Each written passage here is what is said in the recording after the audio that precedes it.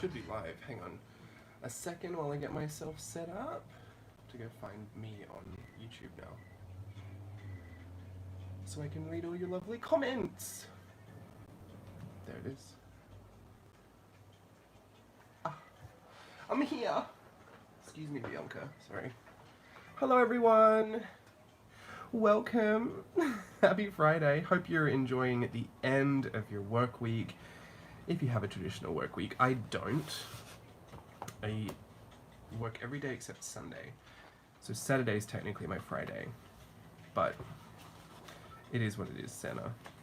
I have a few magazines here. I literally just pulled these. I don't know if I want to use them or not as inspiration. This one I picked up at Barnes & Noble a long time ago. And I think I picked it up because I had a lot of textures and colors in here I thought would be fun to cut up and play with. But then Steve told me that I couldn't cut into it until he'd read it, which obviously he has not done. That's interesting. But we can always use it as inspiration. I've just taken it off the screen just in case. You never know with these fashion magazines if there's any Rudy-nudie content. And just as I said that, I literally flipped to a page that would not have been appropriate to show on YouTube. Thank goodness I did that. I had a moment of clarity. Kiki Palmer, love her. Oh, this is fun.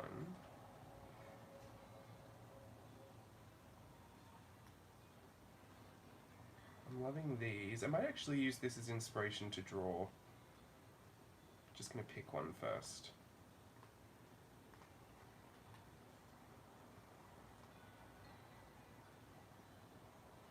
Hello, hello, welcome. I've just got a fashion magazine off screen, picking something to draw. I kind of enjoy this. This is very angular, very interesting shapes. Let's just go for it. This is not really a stream of anything. I'm just here to play and enjoy myself and chat. So feel free to ask comments on the way. Ooh, turn that Zoom music down. Gonna miss this. Oh, I will, if all goes well, I will post it to my blog. So fingers crossed everything goes well, and I hope you get better. That sounds terrible. Alright, let me see them on screen. Okay. I'm almost tempted to do this full size, which I don't typically do. But I feel like getting a little gestural. So let me first sketch in. It's about the same size as this book, so it's great, because I do this trick sometimes where I just visually, if I keep the page next to it, I can kind of transfer over by creating these eye lines for where everything is, like a sight line. So there's the chin, about here's the cheekbone and the nose, here are the eyes, there's the forehead. It's a slight 3/4. It's not even really a 3/4, it's just slightly turned off center. So it's not too much of a challenge. It's kind of like drawing a regular front looking face, but just slightly pinching this side because it's a little further away. Got a nose here. I could end up exaggerating. I'm just gonna lightly sketch. I'm not going for likeness, I'm just going for inspiration. So we will change as we go. This is always a mouth shape that I struggle with. I love the look of it, but it's this downturned, almost completely straight bottom lip. I really love the look of that, but I do struggle to get that. Because I always overcorrect myself and push those mouth corners back up.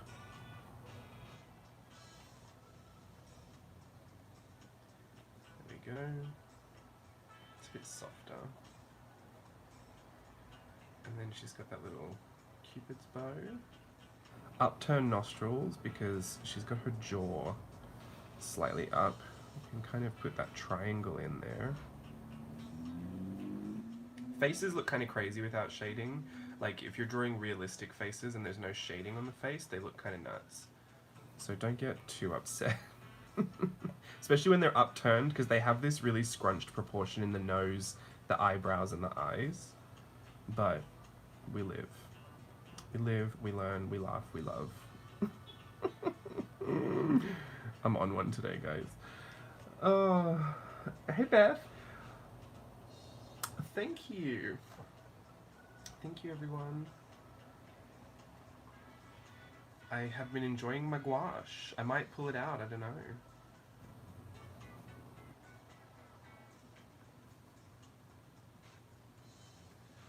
So here we're coming about here. This eye is actually kind of downturned. Slightly downturned this way, and so is this one, which I've overcorrected.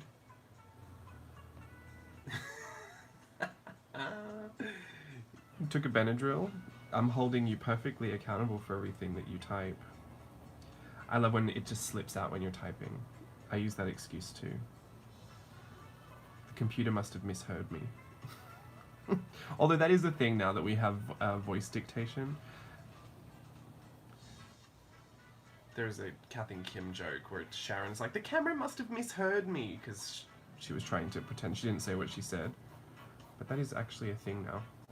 See, the funny thing about this, like I said, without any shadows it kind of looks crazy, but see how pronounced this jaw section looks? If you really look at it, you know, taking up a whole bunch of the page here, I'm going to try and get a bit of paper. Is it see-through enough? Oh, not really. This is from the bottom of the nose to the bottom of the jaw, and then from the nose to the eyes, like even the eyebrow area, is a lot shorter. So like this happens in such a smaller space than this happens in. And it can look kind of crazy without all the shadows kind of showing that that face is tilting back. We're used to seeing someone lift their jaw and understanding that's like registering in our head that's what happens. But a lot of that is to do with how the light falls on people's faces. When you flatten it out, it can look like there's just a massive jaw. I'm curious now to actually see if we've got that right. Yeah, it's about there. And then I guess I could have raised the eye a little bit more. There we go. Again, not going for likeness, but I'm using the layout of this model's face and the shadow map to start my piece. I might be inspired by the makeup or the styling or the colors to keep pulling reference there, but for now, she's got really strong cheekbones. For now, it's just the face. Also necks. Necks on women look huge. If you see a full neck, but there's no shading on it, it can look really wide and confusing, even if you've drawn it the exact same proportions.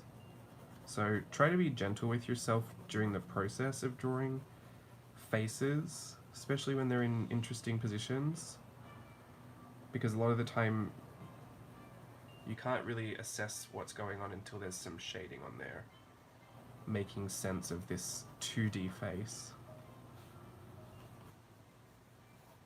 I think I've squished it a little bit, so I'll just slightly bring this out. I'm going to go in with a bit of blue just to lightly map out where the shadows are. Just the darkest ones. I don't really want all the shadows on there yet. I might not want that at all. But I just need to make sure I'm going in the right direction. You'll start to see the face looks a little less confusing this way. That shadow in the mouth will open those lips slightly and make them look pursed.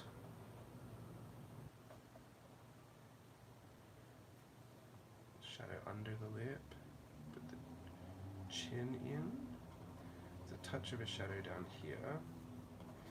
This whole right side is in a touch of shadow as well.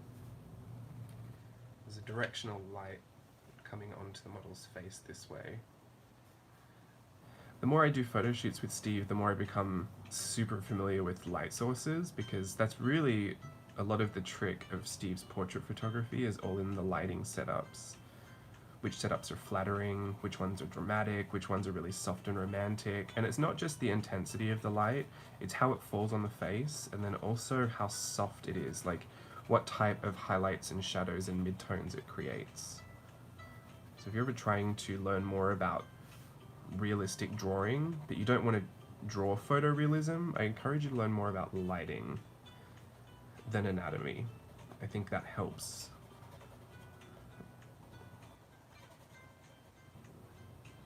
The lips are a little big.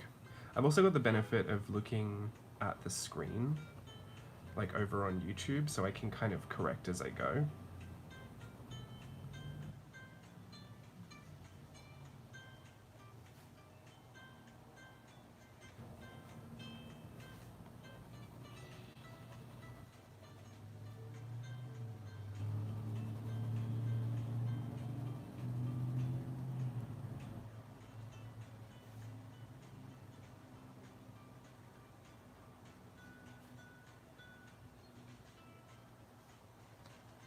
Alright, let me have a look at some of these comments. Oh, happy to be here with you on your first YouTube live here. Chromecast onto the TV and get a better view. I like the thought that I'm on TV. I've made it. I'm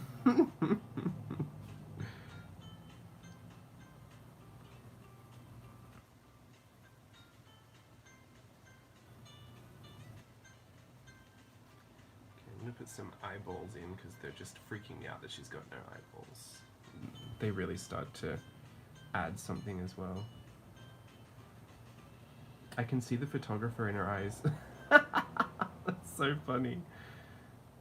Stuff you only really notice when you go to draw it. Like I would never flip through and look for the photographer in her eyes, but I can literally see the where her catch lights are. I can see the strobe that's set up and the photographer standing right in front of it.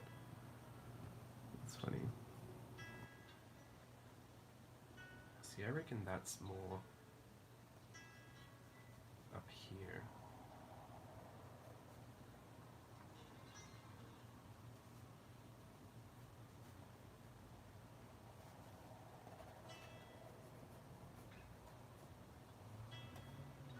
This is just a bit of a rough guide for me. I'm gonna put the little bit of the hair on, but I'm gonna do that pink ruffle thing that she's got going on. I'm gonna get my paints out. So let's grab this little gouache palette. Is there anything the red blue pencil cannot do? Such a staple. I know. Honestly, I don't think there is. I've got so many at this point that are just worn down to the tiniest little unusable nub, which is so, it's so, what am I saying, gratifying, I guess, is the word. Got my poster colours here. I might use Opera Pink. I usually keep my colours separated in this palette. These are all regular gouache that can be reactivated with water. I made the mistake of adding acrylic gouache in here once, which plasticizes, and you don't want that. But these are just regular gouache, so it's good. I generally have the same colors. I might even have, like, this has obviously been a light pink the last time I used it, but whenever I go to add pink, I'll just add it in here. If I ever go to add purple, I'll add it in here. Reds go in here, oranges, yellows, blues, etc. And I just add whichever one I need. They generally mix together to give me the color I need, and it's not a problem. Where is my little spritzer Mr. Bottle? I don't know. Oh, I've got water.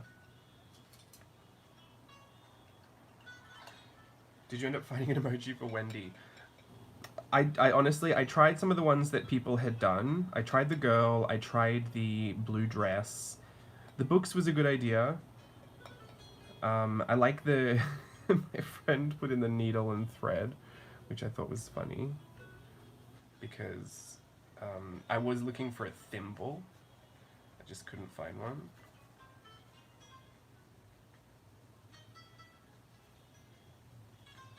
Yeah, not a perfect emoji, but I think we have options. I might just switch them up as I go.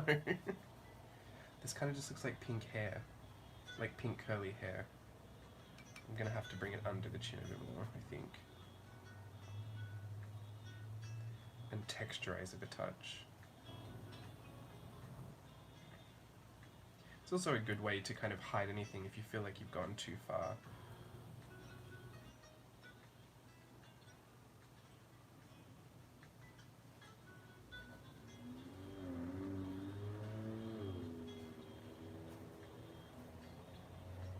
It really does look like pink hair. I'm so annoyed by that. I don't want that.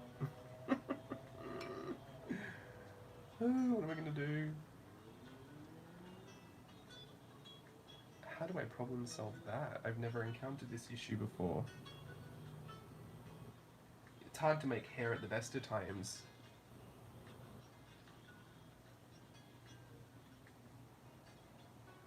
Honestly don't know. I'm just gonna kind of push this into here. See what happens. Could just be a bit more abstract about it. I guess it doesn't matter.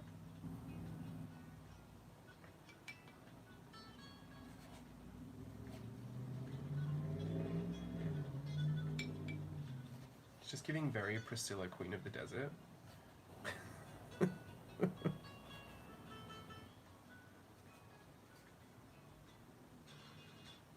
just have it like this for now. And then I want to go in with a lighter wash of that. So I've kind of got a really watery brush. I'm going to put this in all of the shadows. So wherever I went over with the blue, I'm going to put this in the shadows. Just to bring that color into the piece a little bit more.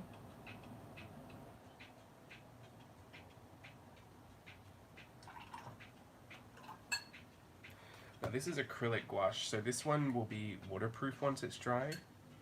And I'm just going to put it straight onto my brush. That's not best practice with gouache, but I do it. And I'm going to put this on the highlight side. Just kind of washing over everything. It doesn't need to be super opaque. I kind of like the layers underneath there. I just actually wanted to correct this mouth a little bit, and there's no way around correcting it unless I put something opaque over the top. So, in full transparency, I'm not being brave, I'm fixing a mistake. I'm gonna have to make sure this doesn't collect down here, because it'll look like drool if it collects at the edge of her mouth.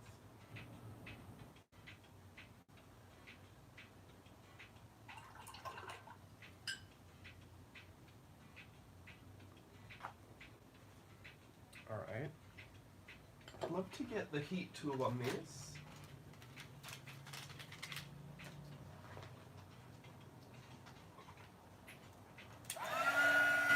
Just on the face so I can keep working on it, and probably on the right hand side so I can lean on it.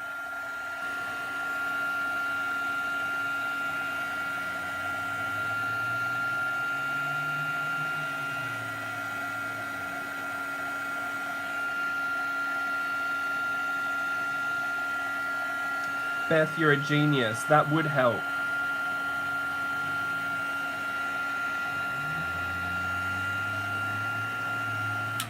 So Beth suggested that I should put a bit of hair under, like, being exposed from underneath this so that I could show the difference between hair. And I feel like that would do a really good job, actually, of showing that her hair is under there. I'm gonna have to be a bit more creative with the strands. I might put some baby hairs on there, some little edges.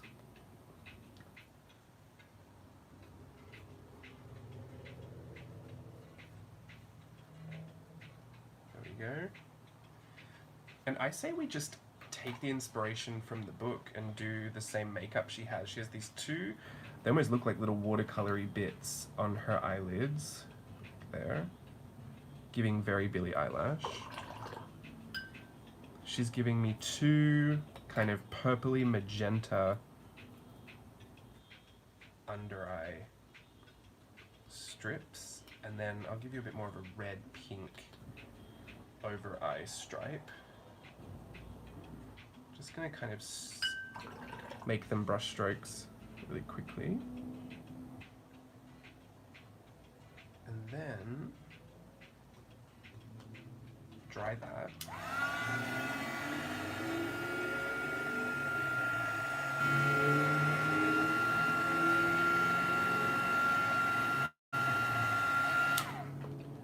And I've got a lot of working lines on here, so what I really need to do is actually kind of bolden the ones that I want to keep.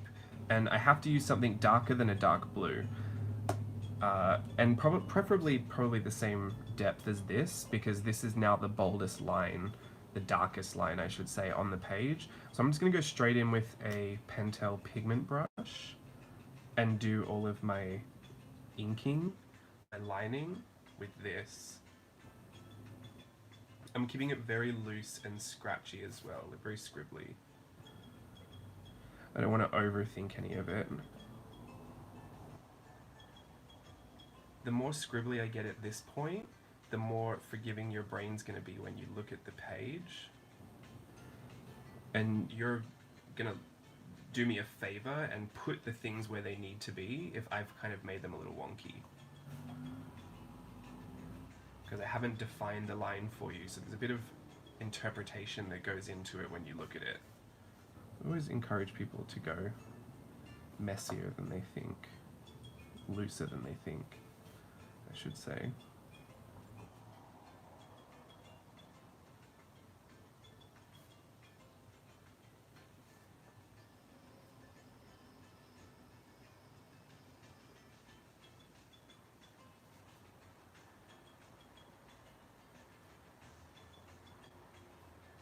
She needs some lashes. She doesn't really have lashes, this model, but I don't mess about with that drama. I don't live a lash-free life. She still looks a little savage. And I think it's definitely her lips. So let me just grab a little bit more of this pastel peach, and I'm actually going to go over the top of her lips with that. See if I can kind of paint on some lipstick for her, and then go over this. I don't want to correct it too much because we've been really loose and it will show if we start correcting it too much. So we'll give her concealer lips a la the 2000s and see really what's going on around these edges. Like this little edge, I guess, can be cleaned up. This little edge down here. I'm going to try and make sure that's blended. That's actually one of the best things about having these convenience mixes, is that it is the same color as what I put down earlier. It's so hard to mix gouache from scratch and replicate a color because it dries lighter if it's darker and it dries darker if it's lighter. So you're forever trying to figure out what you did.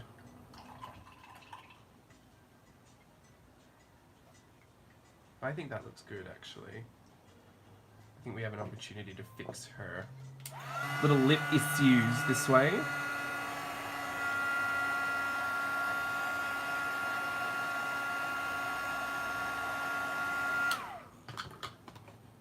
And I can also do that by using a pencil. If I ever get too precious with something, like I get a little worried I'm going to ruin it with paint, I'll usually come in with a pencil. But I'm not done with this one yet. She has a bit of a journey to go, because I think I want to frame in more of the face. I'm being safe because I've just started, right? And now that I'm getting loosened up, I'm ready to go for it. So I'm going to start putting some highlights on. She's got a lot of that glitter in the inner corner of her eye, which brightens it up. I'll always do a bit of a highlight on the eyelid, I can't help myself. Catch lights with the photographer in there. A little highlight on that nose. We've got some highlight in here. The highlight is a lot more subtle in the photo. I could soften this by using my finger and slightly blending it, if I cared to have a softer highlight. And highlights on the lips are actually kind of long strokes this way on the lips. It shows the form of the lip, but I don't like doing that because I think it ages them sometimes. In a drawing. In a photo it doesn't really read as much because there's detail everywhere else in the face, but see how there's like literally no texture here? If I start adding too much line work to lips or eyes, sockets or something, it looks like you're adding wrinkles because there's no other texture to balance it off up against. And I've actually just noticed her chin is a touch wonky, which is fine. She kind of looks like she's cocking her head a little bit, but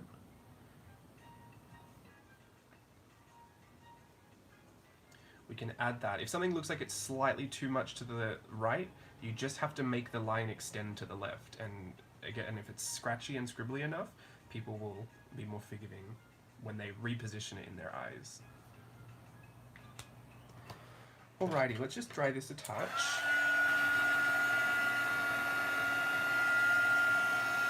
She looks very savage.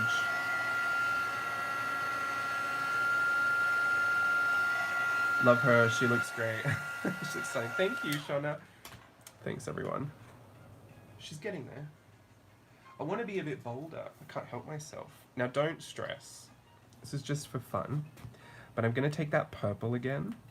And I've got a flat, kind of a 1-inch flat brush. And this is gouache, but I want to make sure it's really watery so it's not too opaque. I want to put that shadow back on. This time run over the whole thing.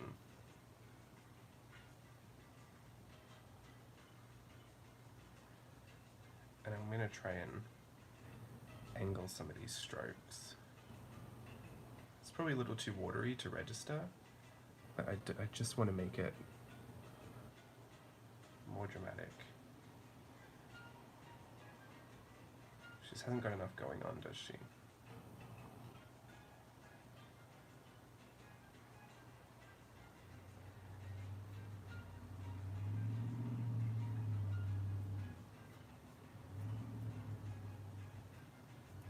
Put some of these strokes into this thing over here, and I have one more thought that I might try just to see what happens. Oh, I like that. Kind of looks like an organza texture.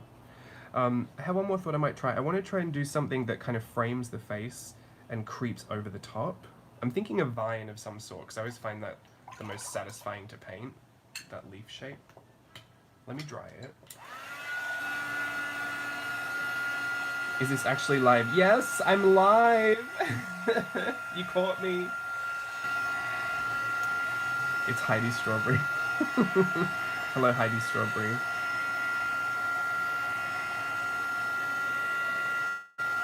I'm at the end of this piece. I'm not finished yet. I'm still going to have a bit of a play. I got on here at 6, so I'll most likely be done in 30 minutes. I'm about halfway through. I've scheduled myself for an hour. An hour of playtime. Sorry if you couldn't hear me. I'm so annoying with that heat tool. But I'm impatient. I'm impatient. We all know that. Okay. Vine or something. Yeah. So I want something that kind of creeps up around the face or kind of frames in the face. I'm not quite sure where it should come from. I've got this grey here, this grey gouache. Grey is bold, but it's not black, so I think that would work nicely. I've still got a big brush because I want to be loose. I'm thinking, where would I put it?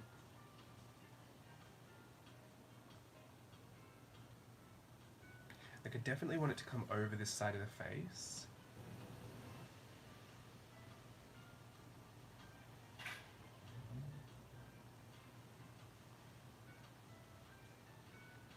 Maybe I'll just have it. I'm just going to put the line on here. It is what it is, Santa. There we go. And now I'm going to stamp that impression of my... I'm going to stamp the taper of my brush, rather, onto that. This is a very cathartic process for me, doing these leaf shapes. I talk about it on my YouTube video today, so I guess I'm really bringing it full circle, but it's also a nice way to practice your brush strokes and your confidence, because there really is an art to managing the taper of the stroke. And, you know, as I'm doing this, I'm realizing I didn't get up onto that face like I wanted, so there you go. Put that on there.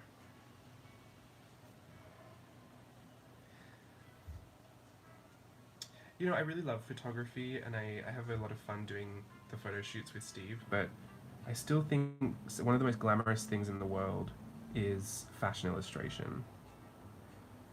It's just so dynamic. I love the interpretations. I love the imagination, how far it can be pushed. Because high fashion is such a fantasy anyway, and the illustration is a fantasy on a fantasy.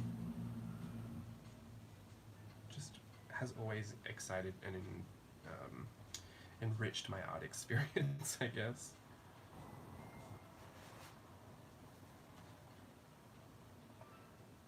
Excited to get my hands on new washi. Oh, I know, I'm so excited to send that out. I think Monday is shipping day. I have to ask Steve. Sorry. Is this gouache or acrylic? It's regular gouache. Yeah, so this one will reactivate with water. So we're trying not to scrub too much. I wish I could get that leaf stroke down. Just need a lot more leaves, Linda. About 6,000 leaves and then you'll get there. No, look, not all of mine work out. And you know what? I actually know why mine don't work out. And that's because I get really lazy. I'm really good at doing it this way. Listen to me, I sound so up myself. I'm not really good. I'm most confident doing it this way. But when I am on this side of the book, I don't want to flip my book around because, especially on a live stream, it just gets a little seasickness to flip your book around so much. So I do it the opposite way, and I don't like that way. So my right leaves tend to look better than my left ones.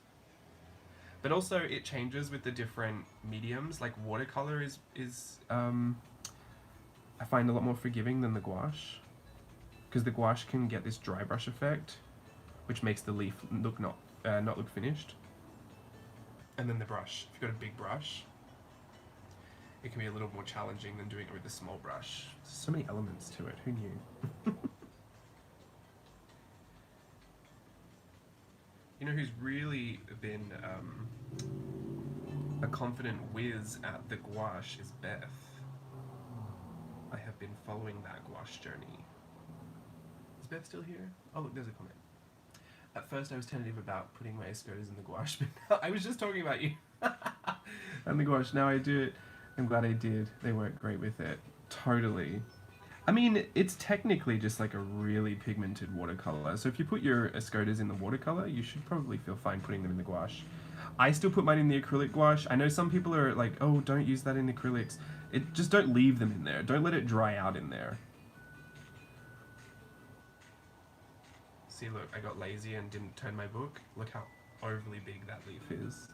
Put a little one in there. Ooh, I just made a mistake. Now this doesn't look like a huge mistake, but this is one of the things I've been trying to avoid lately in my own personal journey. See how that leaf touches that leaf? It's now created this point where they connect, and I've been really careful not to create these tangents in my drawing because they look confusing if there's too many of them. I know that's just a simple mistake and it's messy enough to get away with it, but I have been actively trying to avoid that. So just pointing it out, part of the process. It took a minute to remember that you're in a different time zone when you said 6. Oh, yes. I should have put the timer on. Sorry, I usually do that on Instagram. I don't know why I didn't do it. Betsy, yes, I had a great week. Thank you. Hope you had a wonderful week too. Linda, yours all look like the left. I'm sure you have some good leaf strokes. You're being a little too harsh on yourself there, Linda. I don't know why I get Tyra Banks' America's Next Top Model vibes. Oh, I love that. Yeah, I feel like Tyra would throw them in a bush and cover their entire face and say, make it work. That sounds like a Tyra thing to do. I guess I don't need to do... I was going to say this is finished, so I don't need to heat that. I'm just going to move on to page right. I'm going to put that fashion book away. I think I'm happy with that attempt at fashion today. So, move on to something else, I guess. I have been doing my studies for illustrative flair. Do I have any illustrative flair students in the chat? Mindy Lacefield's course. I did this Peter Pan yesterday or the day before. I don't know, I gave myself a whole afternoon to kind of get caught up because I'd only done a couple of the lessons. And I really want to go through them all. I'm guest teaching, I think it's on the 24th my lesson comes out. But I wanted to make sure that I keep up to date with everything as best as I can. Me, I'm doing it. Oh, sorry, I'm reading these out of order. I'm doing it. Tyra, give me H2 Leaf. Tyra is. We used to have this joke with some of my friends at Royal Caribbean, and we would just say, like, modeling in a sandstorm, in the desert, 900 degrees, with no clothes on, make it work. It was just like everything Tyra did was a make it work kind of a photo shoot. Like she could never just set up a photo shoot where they just had a good photo shoot. It was always like you're at the edge of a cliff, you have to jump onto a trampoline and not fall off, make it work. Like it was so funny. Jen, you're doing illustrative flair too. Tammy, I am loving your work. I posted some samples on IG. Amazing. Which class? Mindy's. Yes, Mindy's illustrative flair. It's a whole year. I think there was a class called Illustrative Flair last year, and then now there's a whole year of a. I would say it's kind of like an ongoing course or like a subscription kind of thing. Although I don't think it is a subscription. I think it's a one-time purchase. Don't quote me on that. But it is a year long, and I think each of the months have a different theme. So this month's been Peter Pan. I've been diving into Mary Blair's work with Peter Pan. I did my little hand study there. I did my my Wendy next to my Snow White. This is actually so funny because remember doing this on live and then Mindy's lesson about the simplified hands. I hadn't realized, but I'd actually done that. I'd picked up on it in that lesson. So interesting to go back and actually work on it. You know, I also never give myself the time to study something this closely, especially something so simple or something so random, like simplified hands. I usually have the ones I go to and that's it forever. So this was actually interesting. I even gave a bit of an experiment down here to see if I liked it with a thumb, if I liked it with a pinky and a thumb, what it looked like rounded as opposed to square. Yeah, it was interesting little study. Linda, you're swamped, end of school year. Oh, I bet you can't wait for summer holidays. When are they coming up? When do the holidays start? I've only done the Suns. Yeah, I had only done the Suns until the other day. That's why I gave myself a whole afternoon just to play. Hey, excited to see you here too. Have you been throwing any pots? I haven't got my hands in clay in way too long. No, I've stopped doing that. I was going to pick up dance as a hobby again, but instead I picked up a really intense schedule of Zumba. So, equally as fantastic. But I am going to go back to dance. And I try not to have too many expensive hobbies going at once. Because they're all a little pricey here in Southern California. Bye, Strawberry Audrey. The more I see of Mindy's latest course on Insta, the more I want to join in, but do I have time? I know. Can you please repeat the Mindy information? Okay, Mindy Lacefield, and it's a year-long course called Illustrative Flair, and it's all Mindy Blair style, exploring that in different themes. This month is Peter Pan. It's only just started, so there should be more posting coming up soon, I guess. It's only been up for like, I think a week now, maybe a week or two.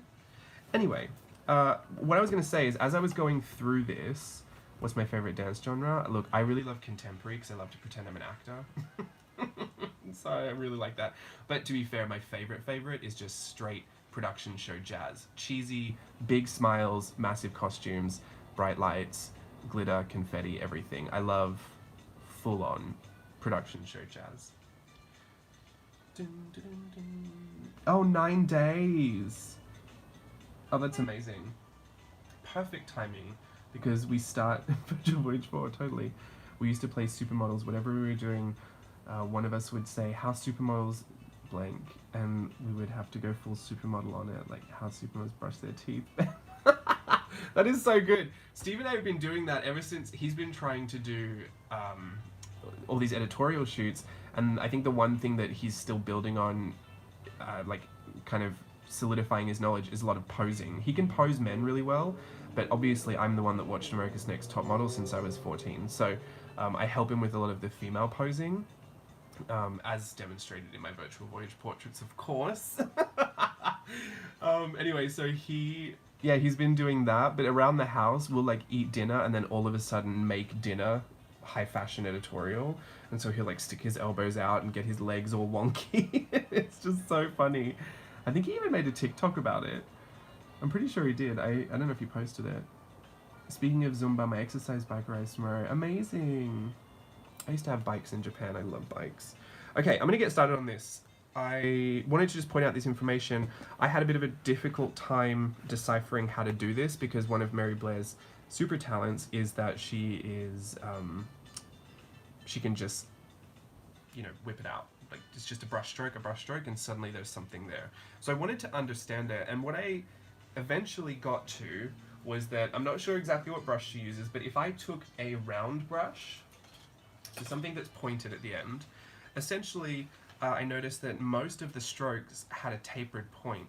And so I just had to find where the tapered point was, and where the stroke led to, and what kind of journey it had along the way. So I had essentially broken down these characters into the most basic block shape for their bodies. They have a head and a block body.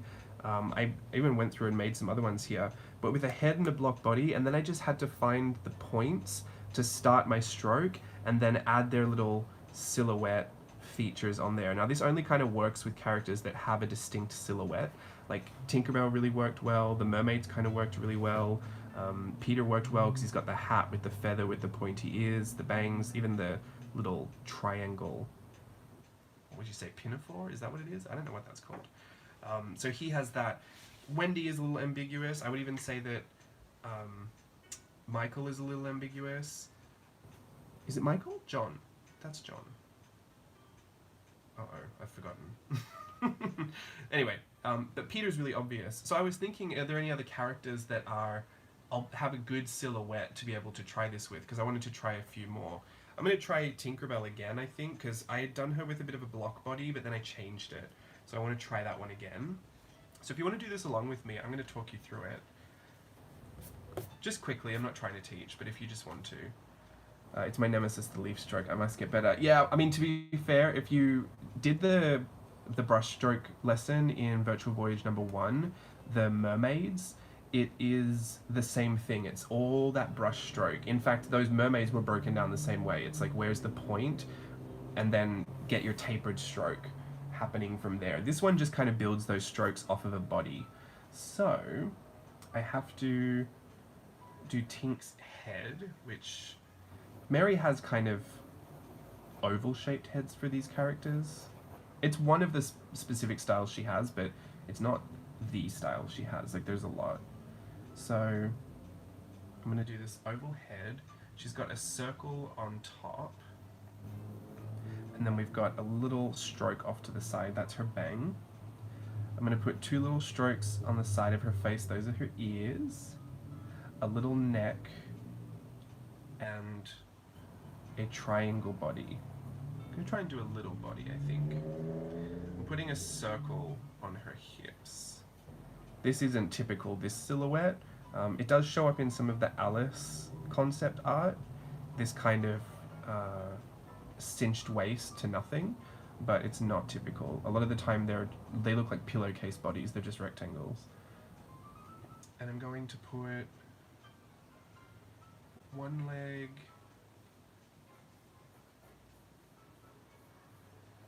just slightly angled, and one leg slightly angled back this way. Put little hooks on the bottom for her feet, and then a circle, because I like her little pom-pom shoes. Her arms, I'm just going to have gracefully down the side of her body.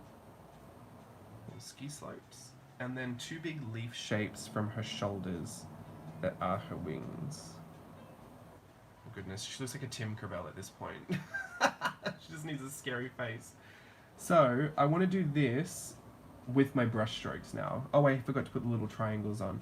So I put a little triangle on each side of her dress, which essentially are just the strokes again. So I'm going to show you the trick. I'll do it in green, because I've got it here. The trick is you want to mix up your gouache first. Sometimes I'll put white in there just to kind of bolden it up a little bit. And I don't mind if it's a minty green. especially if we've got these dry pans or like these dry cakes, because they don't activate super quickly. You have to scrub them a bit.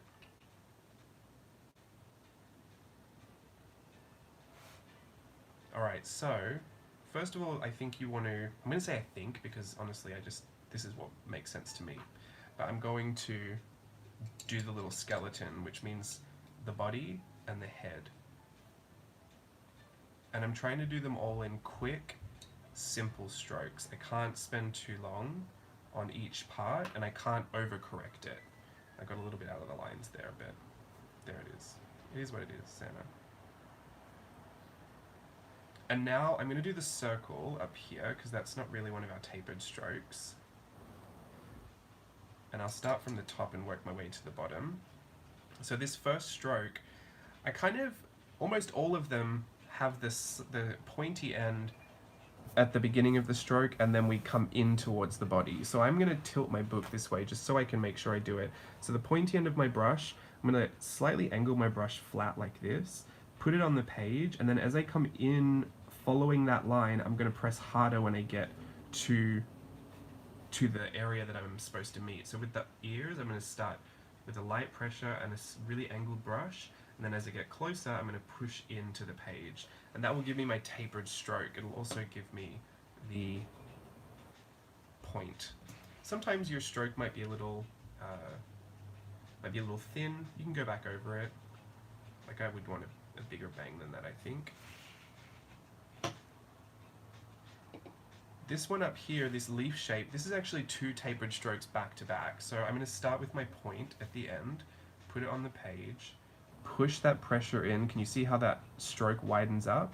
Then I'm going to stop about halfway, load up my brush again. I'll turn my book around because it's just easier for me that way. And now I'm going to go and put my brush really lightly on that shoulder and do the same thing back towards the middle. And that's how you get that taper in and out.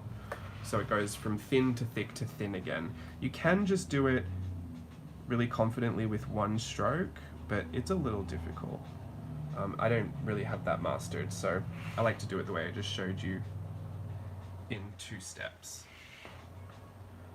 The proportions on this Tinkerbell are a little wonky, but I'm just trying to show you the kind of method for success that I came up with. The hands, we're going to start with the point right at the end at the hand, and then thicken up that stroke as we come into the body. And I just keep repeating that on all these little extremities that I have. So you can draw them as lines if you want, and just remember that they're strokes, or you can draw the actual stroke out and then try and fill it in, depending if you're confident with your strokes or not.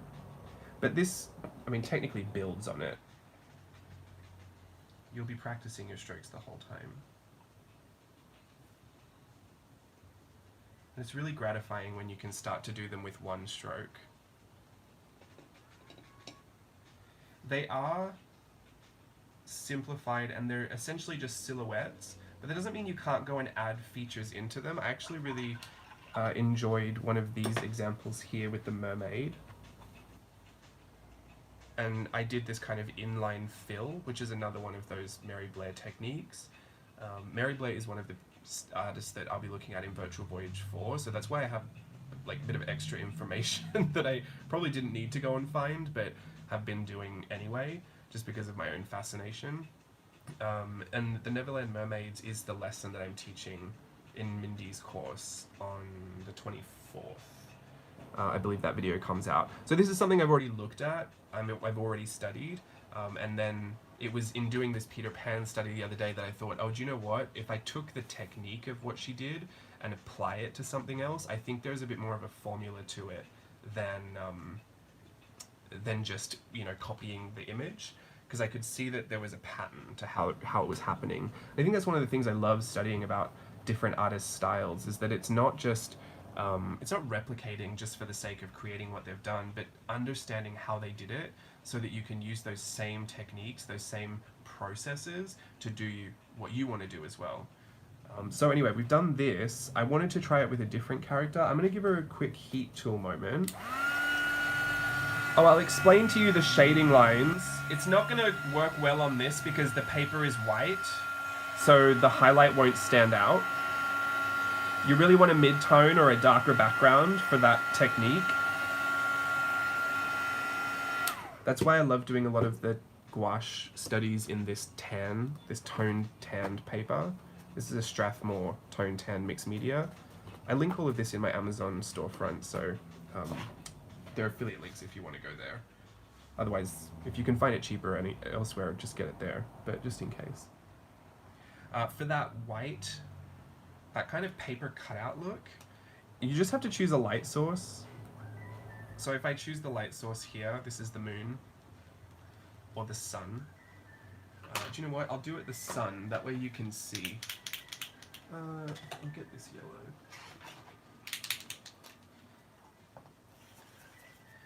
I'm just going to say the sun's on the right, so any right hand line gets an extra stroke. So I'm just following the right hand side of anything. It's technically up to you whether you want to make that happen on the other side of the body, because the light wouldn't probably reach there, but some people might do it. And I say on the right, but technically if this were the sun down here, it wouldn't hit the top of this bang, it would actually hit underneath. So, you know, be as careful as you want to be with your placement. But what really offset that look and made it kind of look like it was cut out of paper is if you take a contrasting color, like I'm going to use this gray, you use a different color, and you put that on the other edge. So you've got the highlight color and then a shadow color.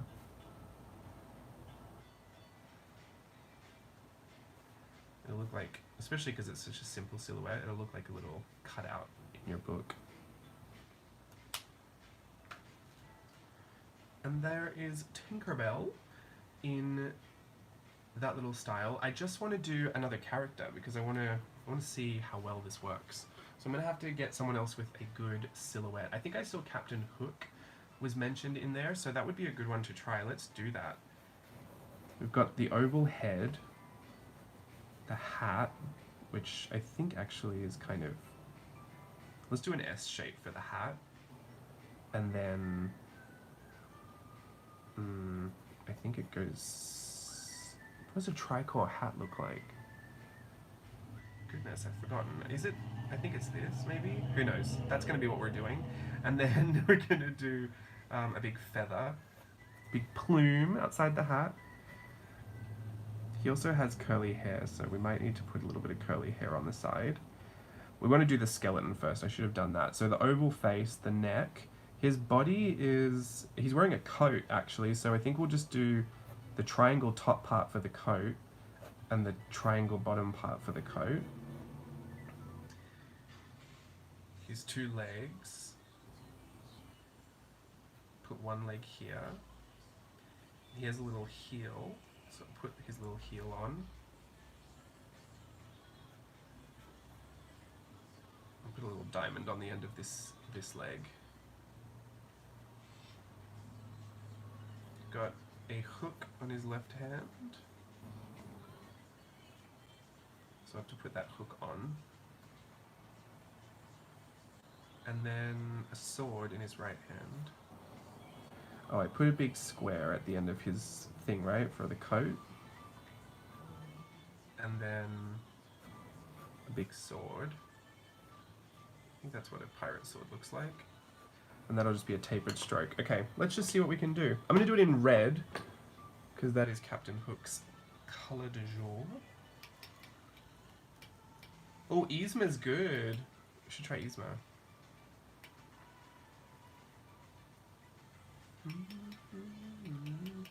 Okay, I've got red.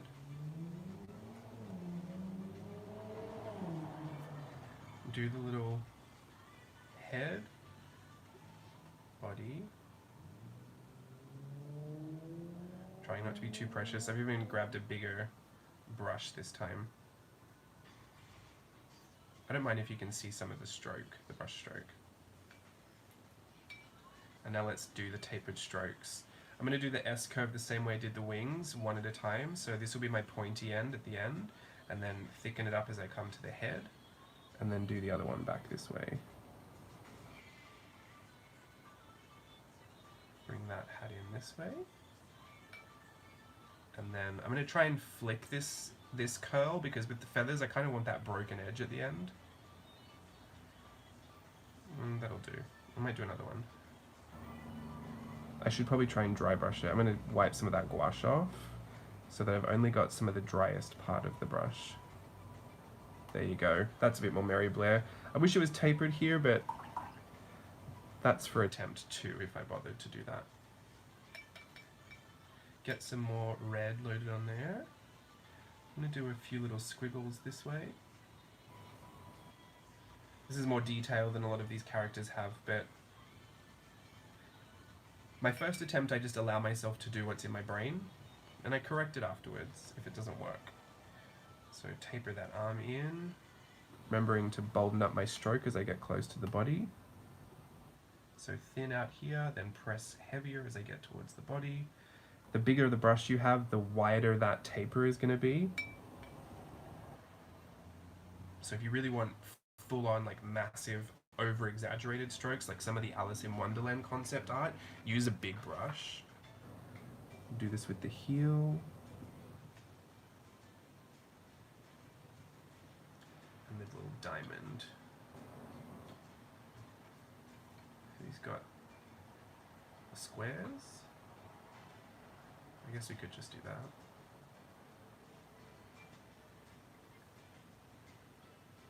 Oh, that is a massive sword. I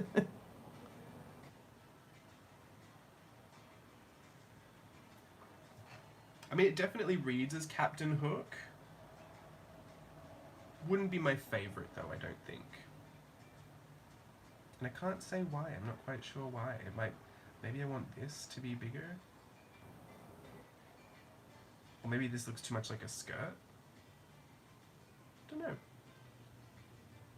I would imagine that Captain Hook's coat probably more goes like this rather than a triangle. I don't think I could fix that now without making it too big. So let me just try one without even doing any of the working lines. Let me just freehand one, because ultimately the reason I figured all of this out is because I wanted to be able to freehand it, and I couldn't figure out what my best approach would be if I didn't have my drawing. So I simplified it enough and then found a pattern that seemed to work so that I could freehand it really simply. Because I can paint all these shapes individually. I can paint that little head, I can paint the neck, I can paint that triangle, I can paint the coat, I can paint the leg, paint that little diamond.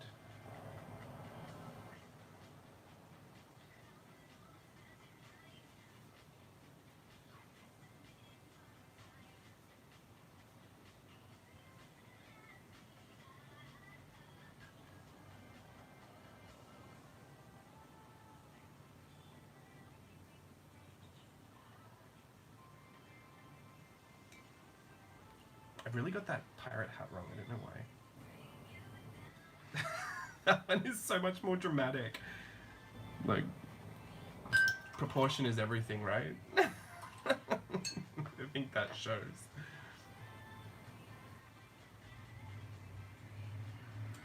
Does the coat nip into the waist? Yeah, I think it does. I remember when I was friends with Captain Hook, I remember we had, it was actually a sheath, a sword sheath, and a belt buckle. But come to think of it, my coat was nipped, but it was open. It wasn't actually closed. But since this is only a silhouette, I was just trying to guess the silhouette of the coat. There's something off about this though. And you know what? I have the book. So let me just go and see exactly what's going on here. And we can see how much I added that Mary would not have added. Because there's literally a Captain Hook in here. Okay, so hers is a bit more bell-shaped. The hat was completely off.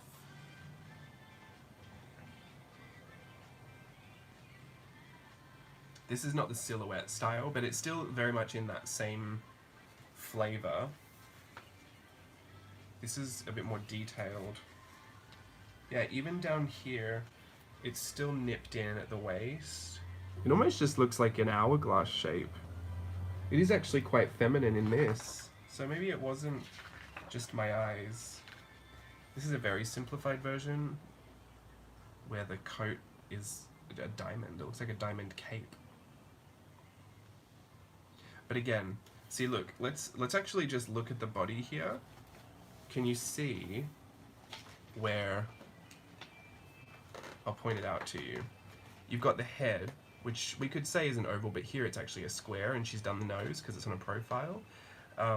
There's this kind of rectangular body shape, and all this is a tapered stroke in this way, a stroke that is bent here, but it's still tapered. It still goes thinner right at the edge and gets thicker towards the body.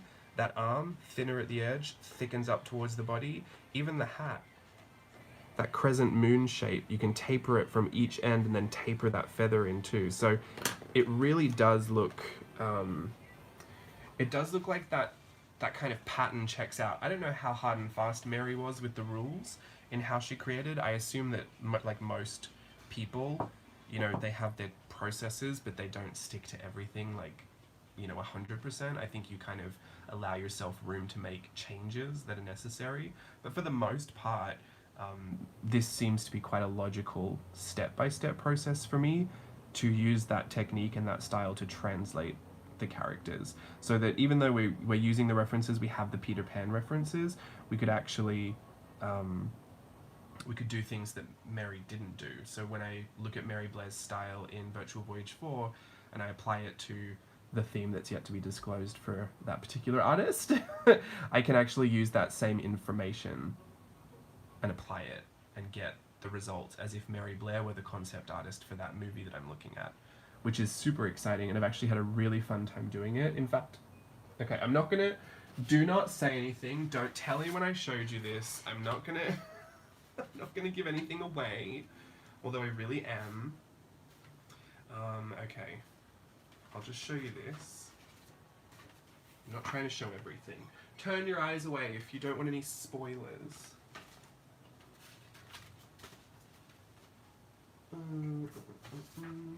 Literally trying to cover everything that you can't see. Okay, here. So this was attempted the exact same way. This is actually based off Alice in Wonderland concept art that was approached with that same understanding that I gleaned from studying those. So very, very interested, very curious about the process, very excited to adapt it. Don't tell anyone that we're doing Mary Blair for Toy Story. But it works out so well. And in fact, the other day, in my Instagram video, you might have seen, not Instagram, YouTube, you would have seen Bo Peep. This was the same kind of concept. I was applying those Alice in Wonderland lessons to completing this version of Mary Blair here. And what people didn't know, because I didn't explain it, but down here I was trying to simplify the shapes, the silhouette, so that I could understand how to get Bo Peep a little better in this particular fashion. But again, it's for Virtual Voyage 4. We're studying style. That doesn't mean that everything we do has to be the way it is. We'll be looking at other artists' styles as well, and my assumption is by the time we get to Toy Story, people are going to be blending lots of styles, because we'll have we'll have studied a bunch of them at that point. You already let that slip the other day, but we still... Oh, did I say it was for Toy Story? Okay, well, I never showed anyone the Buzz Lightyear, but there you go. Goodness, I knew I probably should just assume that I've said something. I know I'm not good at secrets. Okay. Oh, I think that's it. It's 7:05. Oh, I'm wrapping up. Okay, well, fantastic. Thank you so much for being here today. This is what we did. We had a little bit of a look at that Mary Blair style, and we did a little fashion spread here inspired by an editorial we saw in Basic magazine. That's me in a magazine. I love that you can't keep a secret. I'm terrible at keeping a secret. Honestly, at least on social media, I can kind of distance myself from it because I can just pretend like no one's asking. But in real life, I have everything about me is a tell. I'll get like worked up, my breathing pattern will change, I'll sweat. I cannot lie. It's just it's too much. That's why I don't ever engage in conversations I don't want to have to talk about. And it's, I guess people say it's kind of lying by omission, but I mean, you have to leave some things out. You can't just blast yourself all over social media. But I do get worried that someone's going to ask me questions, just bold-faced questions that I will struggle to answer and not be found out. So yeah, that's why I keep a pretty good, healthy distance from those questions. Thank you, everyone. Thank you for being here. I'm actually going to put this up on my blog, so if you want to look at anything and try with me or like follow along at another point in time, you can do that. If not, that's completely fine. I had a great time chatting with you today, and I hope you have a wonderful start to your weekend. I will see you again whenever I see you again, and until then, stay safe, stay happy, enjoy yourself, and yeah, happy Friday. Goodbye, everyone.